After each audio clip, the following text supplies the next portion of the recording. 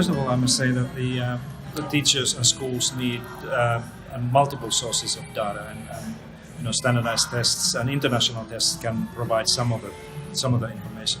But learning in the end of the day is a deeply complex human process, and if we want to understand not only what children learn in school, but how they learn and why they don't learn some of those things, we need the human observation and professional judgment to do that. And I'm a huge fan of doing this collectively, and whenever teachers can work together with one another and observe one another's classes and students and together try to make the most accurate and best judgment regarding students' learning. That's always the ideal thing. So that's why we need multiple assessments and different methods. But the small data and the collective human judgment is a critically important in that. Well, we need to really know and understand all of our students.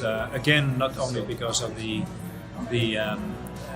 learning achievement, but because all of them, they have different learning needs. They come from different families. They come with a different experience with them. And if we believe that we learn in different ways, then it's again critically important that the teacher and teachers together understand who their pupils and students are and what do they need to be successful. Equity in education, that is one of the important critical things in Finland and here in Australia, requires that same principle. We need to understand students' needs before we can help them to be successful.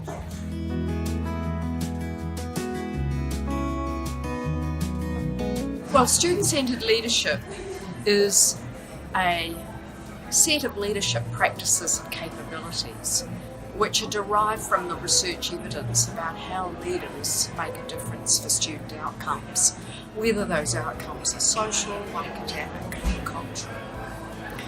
So what do we know from that evidence about how leaders make a difference? Well, we know that they make a difference through setting goals for improvement that are based on their examination of a range of evidence about student needs, whether it's wellbeing needs, learning needs, or both. And those goals reflect priorities for improvement. Those goals are then pursued by allocating resources to support the work of pursuing the goals, whether those resources are money, time, materials. Once resources are in place, then leaders make a difference to student outcomes by closely monitoring the work of achieving the goals, which usually means monitoring teaching and learning, monitoring the curriculum through the planning, oversight of teaching, as well, and assessment.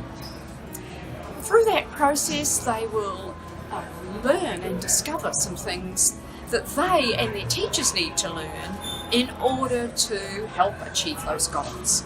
Because after all, goals are set in areas where business as usual is not delivering well enough. And that process then tips leaders into participating with and learning with their teachers. Not just any learning, but the learning that is directly relevant to the achievement of those goals. All of that sits on a foundation of a school that is orderly, safe for both staff and students, where routines work, things run smoothly. Because if that doesn't happen, then you haven't got time for the learning and the improvement. So that's how student-centered leadership looks in practice.